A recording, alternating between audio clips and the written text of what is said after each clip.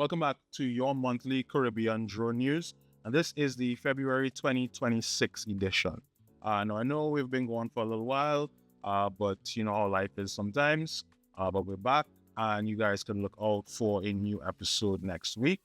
Thank you for the new members of the audience that have joined us since our last video, and for those of you all who've been here all the time, thank you very much for the support.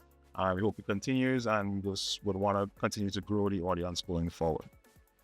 Right. Now, so here's what we're looking at for February 2026.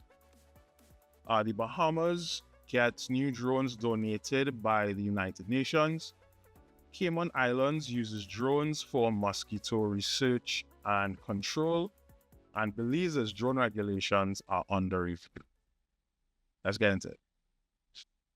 In our first story, the United Nations Office on Drug and Crime, the UNODC, has donated surveillance drones to the government of the Bahamas.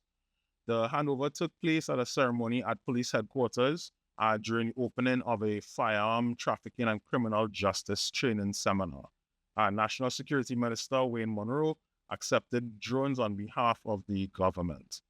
Now, the National Security Minister described illegal firearms as a daily reality, threatening communities, fueling gang violence, and criminal enterprise across the Bahamas and the wider Caribbean. The drones are intended to work alongside existing crime-fighting techniques to enhance border monitoring across the country's vast archipelago. The donation was accompanied by a 4-day training program delivered by UNODC and CARICOM Impacts experts.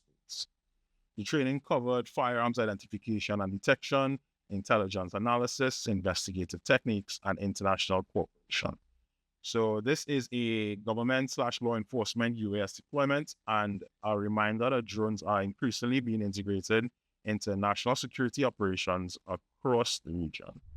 Next up, we head to the Cayman Islands, where the Mosquito Research and Control Unit, the MRCU, has received approval for its new drones to begin operational use. Now, this milestone follows several years of preparation, testing, and planning by the MRCU team. The unit conducted drone training and calibration exercises in early January 2026 as a final step before deployment. Now, the MRCU currently operates two types of drones: the smaller drones, which are used for mapping and area assessment, and larger drones designed to apply mosquito control products in targeted locations. The drones allow the MRCU to reach areas that are difficult or impossible to access by ground crews or their conventional mosquito control aircraft. As Grand Cayman continues to develop, traditional methods are increasingly unable to reach new mosquito breeding sites, and the hope is that drones will fill that gap precisely and efficiently. The training focused on both pilot proficiency and equipment calibration to ensure future operations meet the MRCU's strict safety, accuracy, and environmental standards. Now, this is a great example of purpose-built drone integration in a government agency, and a use case that is likely to expand across the Caribbean as urbanization continues to challenge traditional pest control methods. So all the best to them, and we'll see how it expands to the wider Caribbean in the future. Now, in our last story for this month, the Belize Department of Civil Aviation has launched a public consultation on a proposed operational directive that would establish binding rules for all drone operations in the country. Under existing rules, drone operators must obtain permits through a formal application process, submitting ID documents and paying a 30 Belizean dollar fee.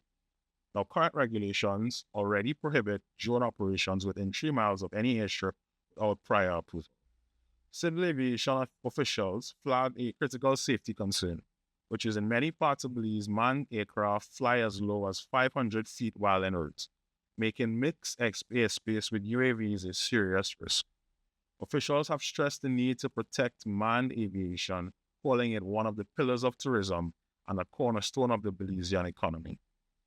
The proposed new directive aims to improve safety while enabling responsible drone integration nationwide. So if you're flying commercially or recreationally in Belize or planning operations there, now it's time to get involved with the public consultation process. And that is your Caribbean Drone News for this month, February 2026. If there's some drone news that you would like to shed some light on, or if there have any stories that you think we missed out, please feel free to get in touch. Like I said, the podcast will be back to its regular schedule from next week. And as usual, we have some amazing guests lined up.